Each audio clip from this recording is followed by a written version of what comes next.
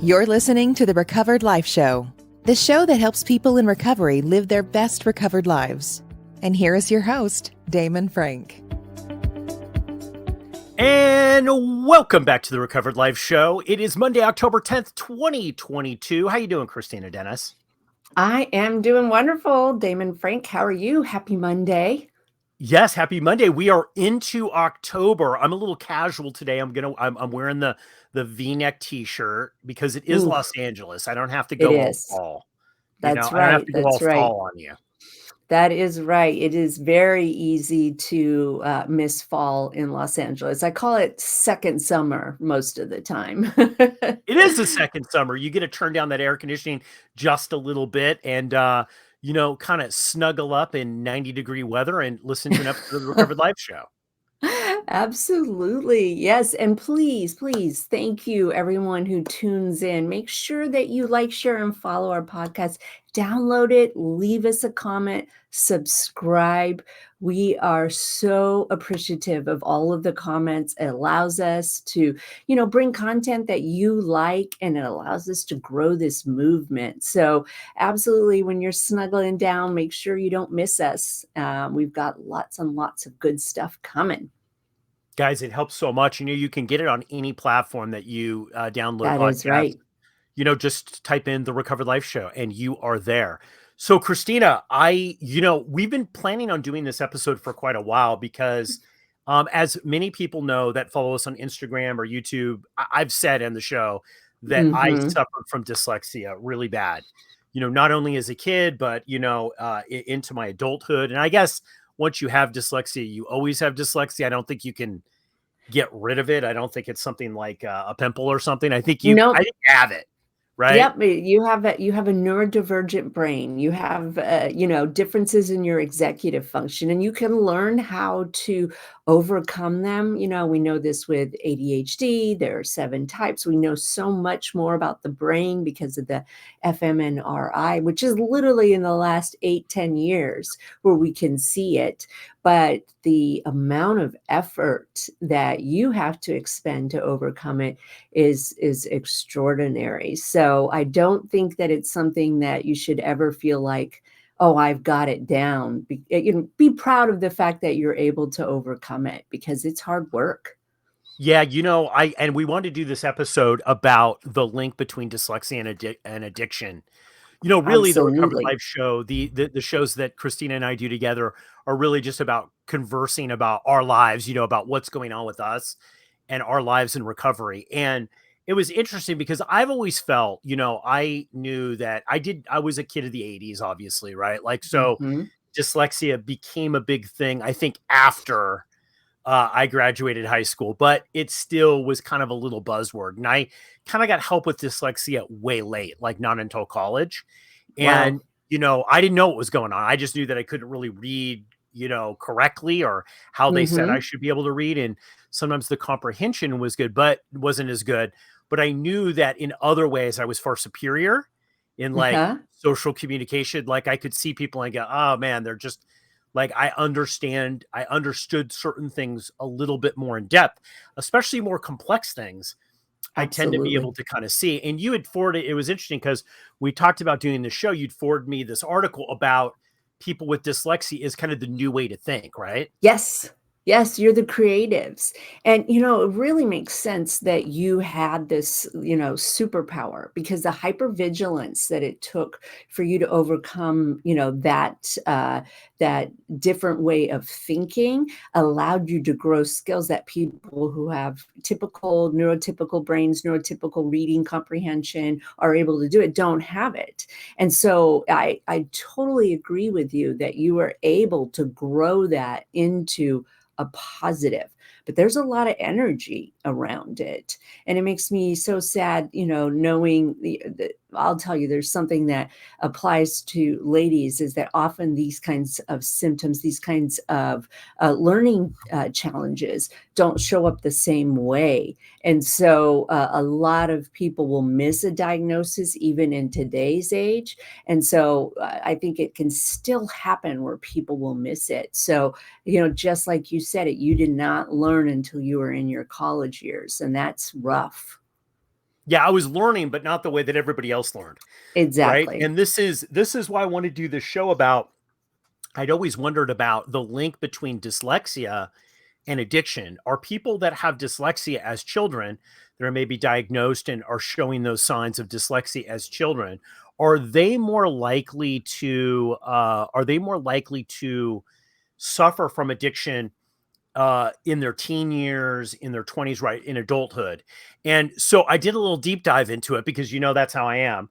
I could get a Yeah. little obsessive about, so I wanted kind of, man, like, what is this? And it was really interesting because I stumbled upon this really great article, and it was from the National Library of Medicine, and it's all about biotechnology information. And Hmm. the whole thing was dyslexia and substance abuse. But one of the things it said is that there's also some preliminary evidence to suggest that individuals in substance abuse treatment have a higher incidence of learning disabilities than the general population. And that was really interesting. So there is some like actual physical proof, right? Yes. That you have a much higher, that when they're getting people, when they come into addiction recovery, they have a much higher learning disability issues. And the most recognizable learning disability is dyslexia for the most part.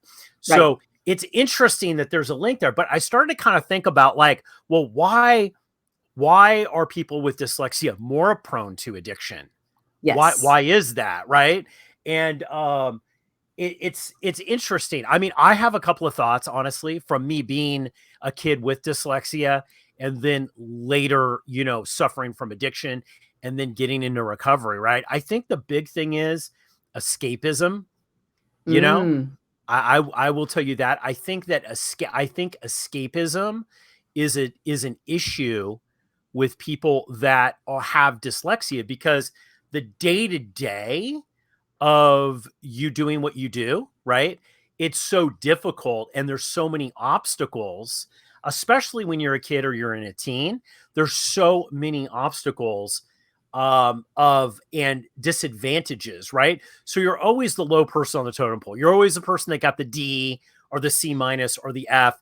You're not the person who got the B plus or the A or the solid B, right?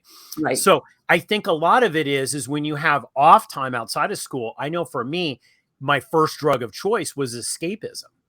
Oh, so true. And I think it also has to do, and you can tell me, because we're not saying that it's a causation, we're saying it's a correlation, but that's the Yes. first step to really see it. And the truth is, escapism, I think trauma relief, they kind of go hand in hand, because there was trauma in the fact that you were the kid who got the D, or you were the one that knew you were different. And we all know that junior high is the breaking point. Like, in order to feel as if you can survive, you must belong, right? The othering that happens in junior high is so effective in hurting. And I can't imagine that in second, third, fourth, if you were already feeling other and then you get to this critical, Yeah. pivotal point and you feel it, of course you want to escape. I Yeah, I know absolutely for me, agree. I mean, I'm going to tell you honestly, Christina, for me, it was escapism first, Yep, right? It was entertainment. It was doing things that would, like, physical things that I could escape, or things that I was good at, right? of That, course. that were not in that structured, we learn differently now. Like, I've watched my daughter go through school. She learns differently. Like, they do PowerPoint presentations. Like, I told her the other day, I said, like, if we were to had computers in the 80s, early 80s, and I could do PowerPoint presentations and videos, I would have gone to Harvard. Like, Absolutely. because the way in which people learn are so different now. But society being so prone, I mean, like, we talk about this all the time in the Recovered Life Show, Christina. Like, we're helping people that are younger and younger and younger, that are identifying as people who are alcoholic or have addiction problems. We sure are. And it is scary, isn't it? Especially with these designer drugs that are out here. And so this is such an important conversation to have. 1 in 6 children have a learning challenge. 1 in 6. So, I mean, when you think about how many of them are sitting in our schools, and early detection is imperative.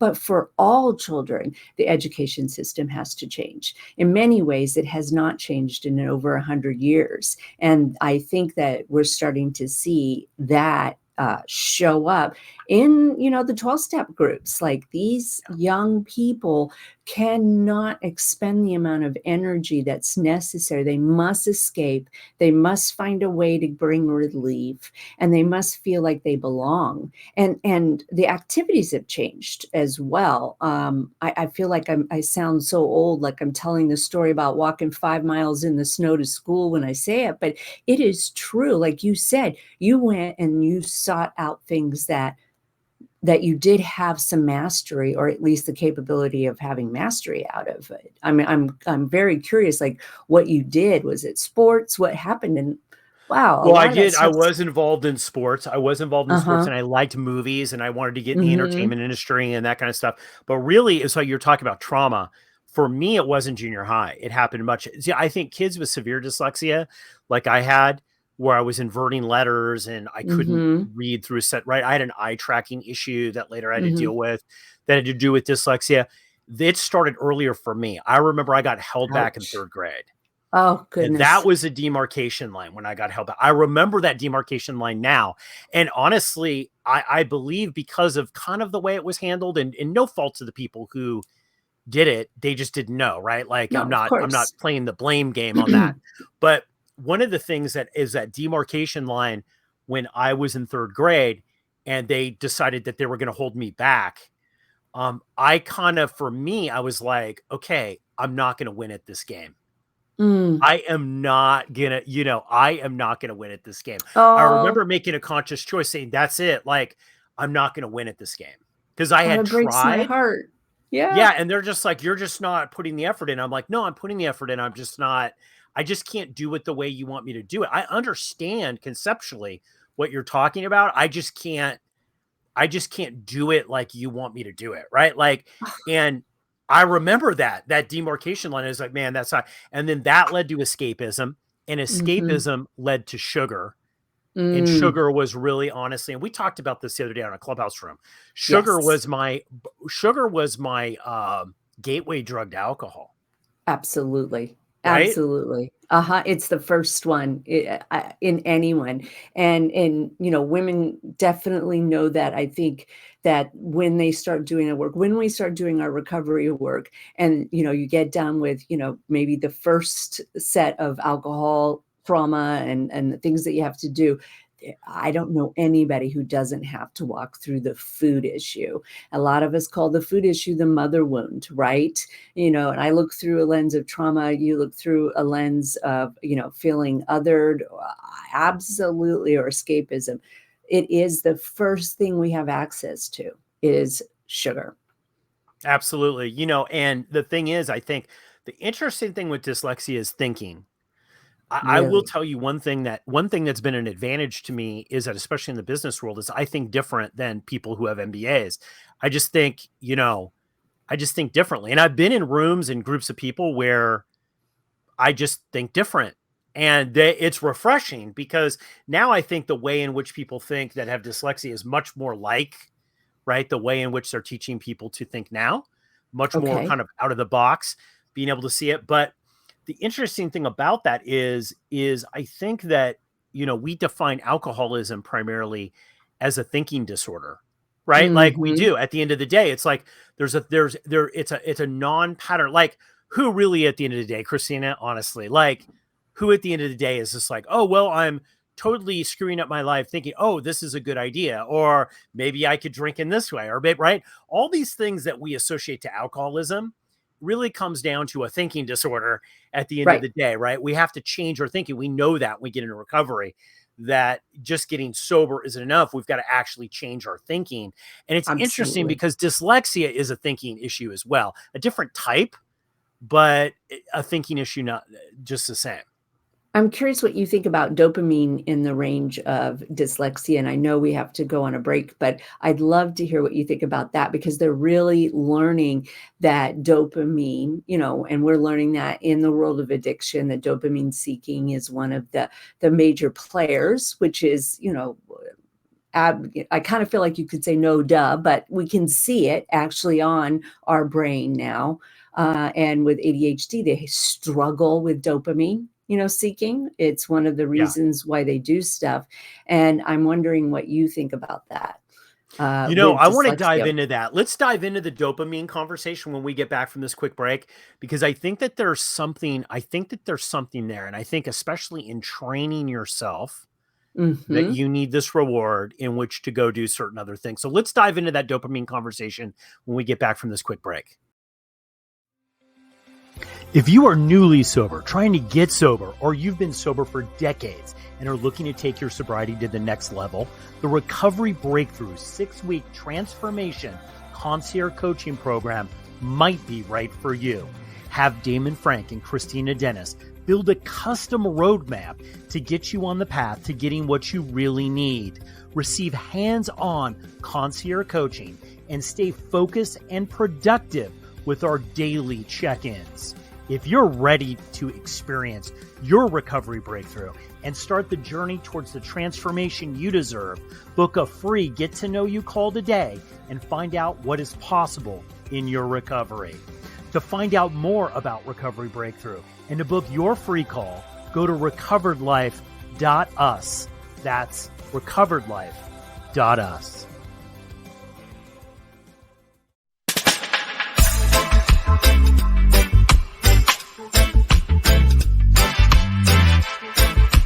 You're listening to the Recovered Life Show, the show that helps people in recovery live their best recovered lives.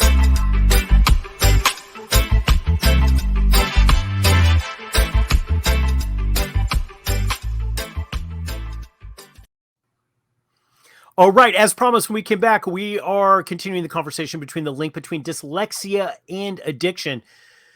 Christina, you were talking about dopamine hits. Yes. Let's talk about that. Yes. Fill everybody in on what a dopamine hit is, because somebody might be listening and not really kind of understand what that means. Well, okay. First of all, dopamine is not the devil. It is what we need in order to reach for something, the anticipation of getting something. It's what helps us plan. Just picking up a cup, that dopamine's important. But the secret, the dirty little secret about dopamine is once you reach that goal, once you pick up that cup, dopamine goes away. The other thing that happens with dopamine is that you don't have access to serotonin and oxytocin, right? And so we know with alcohol that once the brain has determined that the best dopamine it can get is alcohol, it will prioritize alcohol over all kinds of things, over, sex, food, relationships. It is why your loved one or me would rather drink or needs to drink, is addicted to drinking, because my brain is there saying dopamine, dopamine, dopamine. That's what you want. And it's taken over every other part of my life. And, I think it's important to know how it works, because once you realize that after you get that initial hit of dopamine, and you are, let's say, an active addiction to alcohol, it goes away. And if I think about it, knowing that language in the last year, there's been some really beautiful literature put out, The Molecule of More, very fascinating. It kind of helps me understand that the shame needs to be taken out of active alcohol addiction. Our brains are designed to do it, and it will always be futile. So, that first couple of drinks that if I think back to when I drank that first couple of drinks, it was like after that, I wouldn't be able to stop because I was always looking for that original dopamine hit. Now, with learning challenges, dopamine is very seeking, because in ADHD, it's been proven that people who suffer from ADHD or who have executive dysfunction, because ADHD is very poorly named. It's not about attention at all. It's about the fact that the executive function is different. They will seek dopamine because dopamine is actually suppressed in their brain, which is why hyperactivity comes involved, and it starts pushing us dopamine, dopamine. And I'm curious about dyslexia. And since you've been able to overcome it, what it looks like for you. Have you ever thought about it in the terms of that? Yeah, it's interesting, because I was thinking when you were talking about that, I was like, wow, where was I during that period of time, right? Like you think back and it's been, after being sober for 29 years and then having a run of actual active addiction, right? It's been a while. But you said something that was kind of interesting. It was like, you can grab onto anything for that dopamine hit. And one of the things that I remember was, after I went to college and there was somebody who helped me out. I always give a shout out. His name was Bright Rope. And he's passed now, but he's a Native American teacher that was at my college, and he really helped me with dyslexia. Taught me to read, found out what was going on with tracking. Wow. He even talked to my parents and brought them in because I failed out the first semester of college. I was really barely hanging on, and it was interesting because I made another decision that I made. Hey, you know what? I can win. And then when I started having wins, I remember getting addicted to those wins. Of course. And I think honestly, when you said that, it's very interesting. I think everybody does that to a certain degree. People would much rather win than they would than to lose, I think. Really, right? Yeah. Duh. But what happened is that can craft, if you have addiction, that will craft itself into the fact of I'm going to get a dopamine hit. And if I win, that's going to fix everything, right? Yeah. Which, as we know in life, there's plenty of successful people that win at school and win at work and that just aren't, that take a dive bomb. So it is interesting that you say that because, I think, and I think also I've met people too. I'm not this personality. I'm much more of a, you hit me and I'm going to get up off the mat. But there are people who get, I think, dopamine hits from losing. I've met some of those people. Absolutely. We know that there is a predictive light up in the brain that if you are a worrier and you predict it correctly and it comes through, it literally lights up the brain that is very similar to gambling addicts. So we know we still need lots more studies to figure this out, but we know that there actually is somebody getting a hit from losing, from being predictive, and from feeling like they have an idea. And, there's a lot of, this is my story, this is what happens, self-fulfilling prophecy. I mean, it's going to take 20 shows to kind of go through all of that. But absolutely, there is correlation that's been proven that you can become addicted to worrying. So, and I think it's interesting because I've met those people in recovery, right? And, I think the thing is, actually, this has been a great episode because it made me think, right? Because these are conversations. So we're just talking about things that we would at a fellowship table, right? In a 12-step meeting. It's the stuff that happens that we talk about after those meetings, right? And it's interesting because I've met so many people that are addicted to losing and being a loser in recovery. And you could see that they get a dopamine hit. I think that it's the same thing, though, with people who are addicted to winning or want to win, right? Or achievement. There's that whole hustle kind of thing that's out there now, which I think is just one big dopamine hit. It has nothing really to do with reality. No. But I think the issue with dyslexics is that a lot of the formulas in which to get in and out of things that could be addictive, dyslexics think differently. Right? We just think differently. We go about a word problem differently. This is just proven. Our approach is different. That's why social communication works so well with people who are dyslexic, because our approach with people and being able to read people is way more sophisticated than the average person that doesn't have dyslexia. That's been my experience. I could walk into a room and kind of read people a lot more effectively. But the problem is getting out of things, certain things, certain processes. Dyslexics don't think that way. So when you're trying to get out of this, hey, I'm a loser, I'm always going to be a loser, it's never going to work out, that this addicted to worry or addicted to success, I always win, I could never lose, that kind of workaholism hustle thing, getting out of it, because you Google that and the process that they give for most people to get out of it doesn't necessarily always work with somebody who's dyslexic.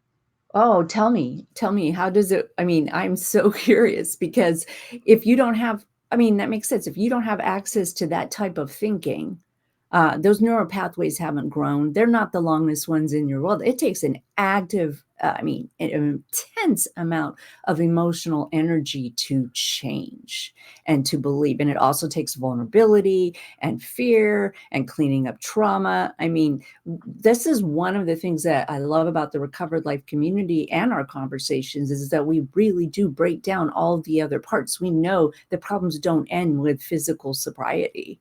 And so I absolutely want to know from your point, since you are gracious enough to always share about your challenges, how do you move through that? I think a lot of it is process, right? As a dyslexic, it's so interesting because as a sober coach, I think one of the things that I see is what is the process that's going to help this person be able to retain long-term sobriety? Right? Because it's the process, right? And the thing is that like there's a process for reading and punctuation and spelling. I'm somebody like when I write out business to this day, Kristina, I'll write it out, I'll spell it wrong. I'll go back and I'll redo it. Like, so there's certain things that don't go away with dyslexia, but certain things have changed. And I got to tell you, the recovery process helped my cure, not, I'm not going to say cure my dyslexia, but help manage my dyslexia a lot more. I'll tell you what, because I had to learn basic things that I would do over and over and over again, systems that I could go back to run these systems over and over again. And those systems I knew would give me an outcome, right? So just like somebody who's struggling with recovery, okay, well, I'm going to call somebody, then I'm going to do this, then I'm going to do that, right? And by the time I do all this, I'm not going to feel like I'm drinking. Well, it's the same thing, I think, with dyslexia is like what I found is finding that process. So a lot of times when people talk to me, I'm always going to the process. Okay, well, how am I going to get from A to Z, right? Because I need a process that I can see visually, not just that I could read. Because I'm going to comprehend something by doing it, by touching it, or I'm going to see it by actually visually seeing it. Well, which explains that article that I sent you about the fact that you have the opportunity as a dyslexic to bring so much more creativity to it because you're not confined in those rules. You know, I had to redo handwriting in 6th grade. It was so atrocious that my 2nd grade teacher or my 6th grade teacher made me do 2nd grade handwriting books. Ah, you got the slap. I did. Gifted child, terrible handwriting. And I realize that slows down the process. You know, there's a certain amount of journaling that you can do where you could barely, I mean, my journaling is incredibly illegible. And this is such a small little comparison, but because I allow those rules to be taken off, I get to a much higher consciousness. I think that's it. I think that's what you're talking about. It's these processes. It's the way in which you look at things. Look, I think, you know, more what this said actually in the National Library of Medicine, or I'm going to put a link to the article in the show notes so everybody could check it out, is it says that there's just not enough data to really say conclusively, but there's not a lot of data on people with addictive thinking anyway. Right. So I think as it goes along, I think, you know, 100 years from now, 50 years from now, 20 years from now, I think that they're going to come up with a pattern. Like, what is this pattern? So people can predict it early. Does this mean that if a kid is dyslexic early in life, that they're going to suffer from addiction? I don't think that's what it means, but it is kind of interesting that when this was written, it used to be 1 in 10 people suffered from addiction and 1 in 10 suffer from learning disabilities. So it is kind of an interesting correlation. Well, and now we know it's 4 in 10, and what I just said was 1 in 6. Yep. So I think it's important to know it's not going away. So we have to keep searching, and we have to talk about these things because this does affect ability to be sober. And when you have a little relief, like when I had a little relief in how trauma affected my ADHD adjacent behavior, it helped me a lot. Yeah, it does. You know, I think knowledge and understanding yourself and looking at these patterns, I think will help. I think having that conversation earlier on, though, I think is good with learning disabilities, because I think what it does is it allows people to have the conversation to be open. Like, Kristina, I remember if you had alcoholism in your family, people did not know that there's a link. If you had alcoholism in your family, you were much more likely to maybe suffer from alcoholism, right? Right. Especially if it was in the immediate family. And Now that's kind of common knowledge, but before no one was like, nah, it's a willpower issue. So I think as we move forward and science becomes more and more and more, right? I think more in depth, I think we'll have more data on this. Well, and as an interventionist, and you know this, as we are interventionists, how many times do we come across somebody who is, a younger person having the intervention? They say, and you go do the genealogy, the genealogram, which is important. That's when the stories start coming up about Uncle Bill and Grandpa Joe and Grandma this, and it's amazing how correlated it is. So we do need to talk about it more. Absolutely. Well, this has been a great episode, just shining the light a little bit more, going into this conversation. I've had this conversation before, but not so in depth. And I think that's what show is all about, is just having these conversations. So thank you everybody for joining us. Please like, share, and follow, and we will see you on the next Recovered Life Show. Bye. Have a beautiful Monday. Keep the conversation going. Join Recovered Life, a community of like-minded people who are looking to live their best recovered lives. Membership is free, and you can apply at recoveredlife.us.